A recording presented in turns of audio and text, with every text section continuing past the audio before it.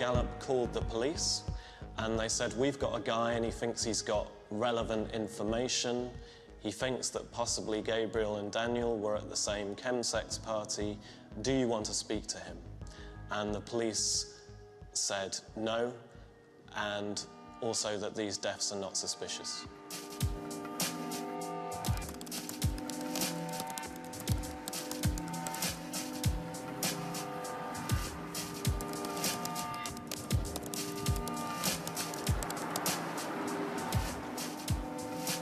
In preparation for the inquest, I made a document and I put in it the information that I had about these drug rape parties. Parties where older men are drugging and raping younger gay men.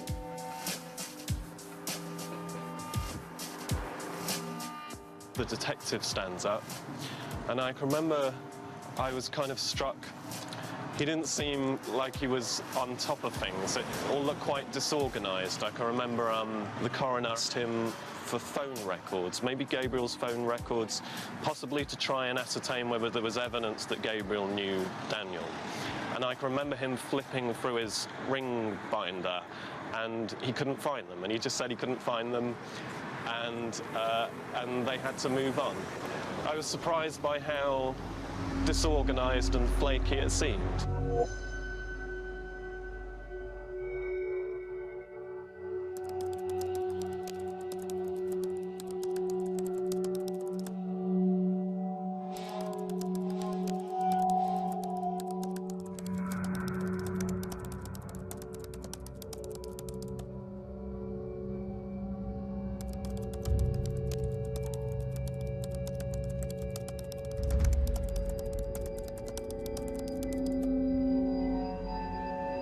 I remember thinking at the time that the tone of the note was all about, it's all my fault, there's nobody else who is responsible for this death, and that there was nothing in it, it was very impersonal.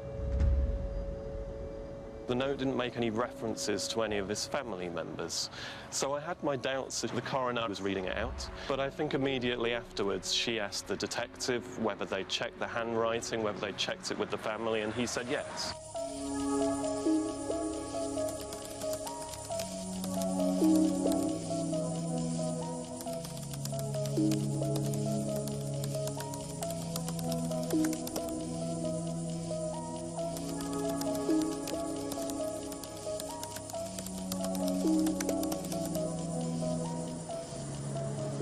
If you record an open verdict, if you can't prove that Gabriel and Daniel knew each other and therefore you can't prove the suicide note, then surely that requires further investigation. So to my mind, that left big questions, open-ended questions. And I remember saying to the detective when we were alone outside, will there be any further investigation? And him saying, no, that's it.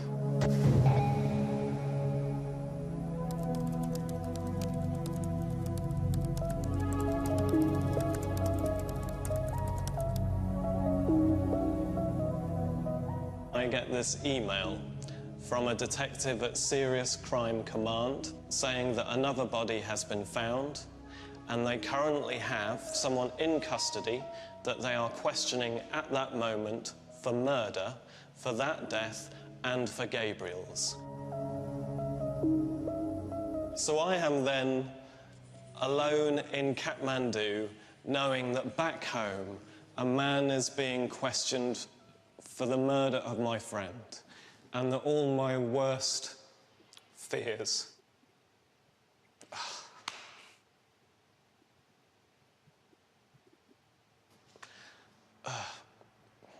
that all my worst fears have been realised.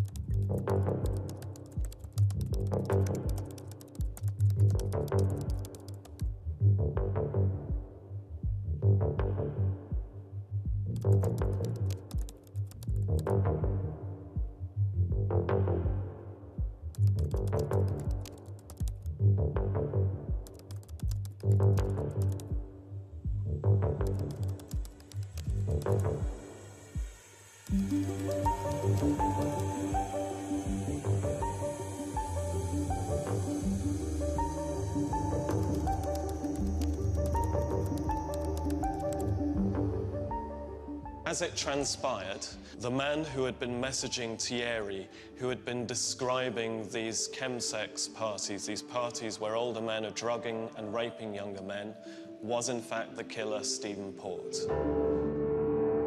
The whole thing was his cover story, it was his deception. And it doesn't rest easy with me that I took that story to the inquest, that I gave it a voice. But if the police had investigated it earlier, that wouldn't have happened.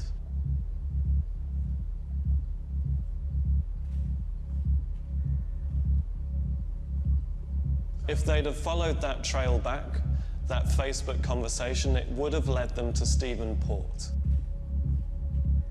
If they'd have investigated thoroughly at the beginning, if they'd given the first death the significance that it deserved, they could have potentially prevented further rape and murder.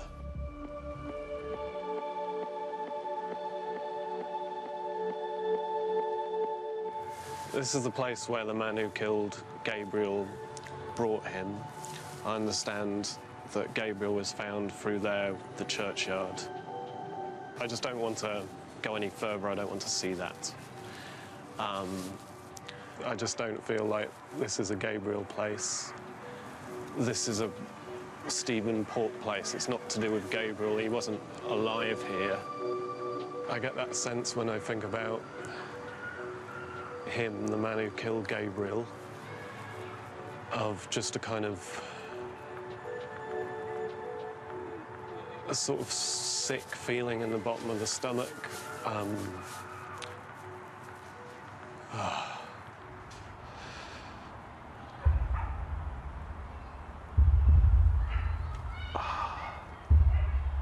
It just doesn't feel right. I've got to go back out, if that's all right.